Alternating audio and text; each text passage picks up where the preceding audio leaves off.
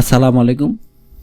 আজকের এই ভিডিওতে আমরা দেখব কিভাবে আমরা VMware ওয়ার্কস্টেশনের মধ্যে ভার্চুয়াল মেশিন ক্রিয়েট করতে পারি এবং প্রপারলি সেই মেশিনটাকে রান করতে পারি। এর আগের ভিডিওতে আমি দেখিয়েছি কিভাবে আমরা VMware ওয়ার্কস্টেশন ডাউনলোড করতে পারি এবং ইনস্টল করতে পারি। যারা ওই ভিডিওটি দেখেননি তারা অবশ্যই চ্যানেলের প্লেলিস্ট থেকে ওই ভিডিওটি দেখে নেবেন। তো চলুন শুরু করি।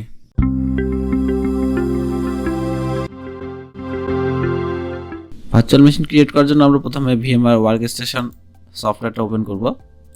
প্রথমে ওপেন করার পর এরকম একটা ইন্টারফেস আসবে। এখানে মাই কম্পিউটারের নিচে যে দেখাচ্ছে উইন্ডোজ 10, অর্থাৎ এর আগে আমার একটা উইন্ডোজ ভার্চুয়াল মেশিন ক্রিয়েট করা ছিল, এই জন্য এটা দেখাচ্ছে। আপনাদের যদি ক্রিয়েট করা না থাকে তাহলে এখানে কিছু দেখাবে না। তো এখানে আপনারা যতগুলো মেশিন ক্রিয়েট করবেন এখানে শো করবে। সো আমি এখন নতুন আরেকটা মেশিন ক্রিয়েট করব, করে আপনাদের দেখাবো। ক্রিয়েট এ নিউ ভার্চুয়াল মেশিনে ক্লিক করব। করার পর এখানে রিকমেন্ডেড অপশন টিপিক্যাল দেখাচ্ছে, আমি এখানে টিপিক্যালি রেখে দিলাম। নেক্সট। এখানে তিনটা অপশন আছে।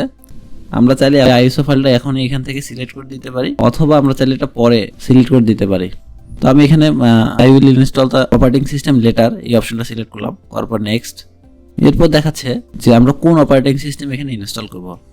Microsoft Windows, Linux, VMware ESX অথবা আদার্স। এবং এখানে দেখাচ্ছে ভার্সন, তো Windows 10 64 bit, Windows 10 32 bit, Windows 8 7 এর জন্য আর কি। আমি উইন্ডোজ 10 64 বিট ইনস্টল করবো, এই জন্য এই অপশনটা সিলেক্ট করলাম। এরপরে নেক্সট। এবং এখানে দেখাচ্ছে ভার্চুয়াল মেশিন নেম, তো আমার অলরেডি উইন্ডোজ 10 নামে একটা মেশিন আছে, আমি এখানে উইন্ডোজ 10 নিউ দিতে পারি। এবং এখানে লোকেশন দেখাচ্ছে, আমরা চাইলে এই ভার্চুয়াল মেশিনটাকে যে কোনো আমাদের পছন্দ মতো জায়গায় সেভ করতে পারি। এরপরে নেক্সট। এরপর এখানে দেখাচ্ছে ম্যাক্সিমাম ডিস্ক সাইজ, অর্থাৎ আমাদের ভার্চুয়াল মেশিনটার হার্ড ডিস্কের সাইজ কতটুকু হবে। এখানে রিকমেন্ডেড সাইজ হচ্ছে 60 জিবি, আমি 60 জিবি রাখলাম। এবং এখানে একটা দুটো অপশন আছে, এখানে হচ্ছে যে store virtual disk as a single file অথবা মাল্টিপল ফাইল। আমি এখানে সিঙ্গেল ফাইলে ক্লিক করবো। মাল্টিপল ফাইলে হবে কি, একটা ভার্চুয়াল মেশিনে অনেকগুলা যতগুলো ফাইল আছে সব আলাদা আলাদা ফোল্ডার তৈরি হবে, অনেক ফোল্ডার তৈরি হয়ে যাবে। তারপর নেক্সট। এরপরে ফিনিশ। এই যে বাম পাশে এখানে একটা নতুন ভার্চুয়াল মেশিন যোগ হয়ে গেছে। এখন আইএসও ফাইলটা লোড করব। মাউসের রাইট বাটন ক্লিক করে সেটিংসে যাব। এরপর আমরা এখানে এই ভার্চুয়াল মেশিনের আমাদের কনফিগারেশনটা দেখতে পাচ্ছি। এখানে মেমোরি দেখাচ্ছে 2 জিবি, অর্থাৎ র্যাম। প্রসেসর হচ্ছে নাম্বার অফ প্রসেসর 2।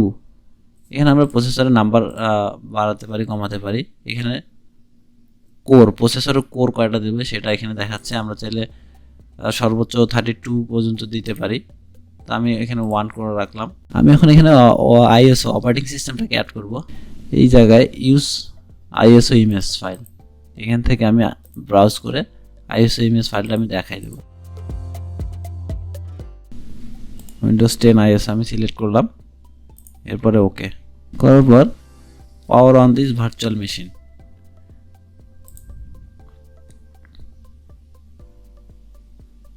এখানে ব্ল্যাঙ্ক স্ক্রিনে ক্লিক করে কিবোর্ডের যে কোনো একটা বাটন প্রেস করব আমরা, তাহলে অপারেটিং সিস্টেম থেকে সে বুট হওয়া শুরু করবে।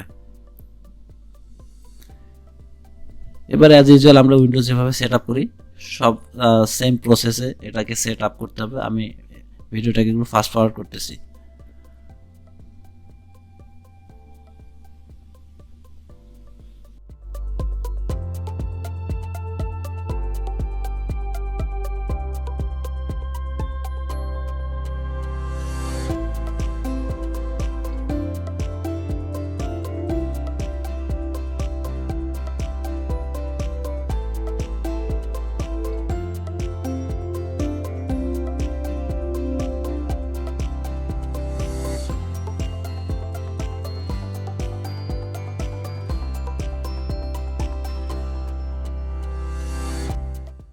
আমার operating system properly set up হয়ে গেছে।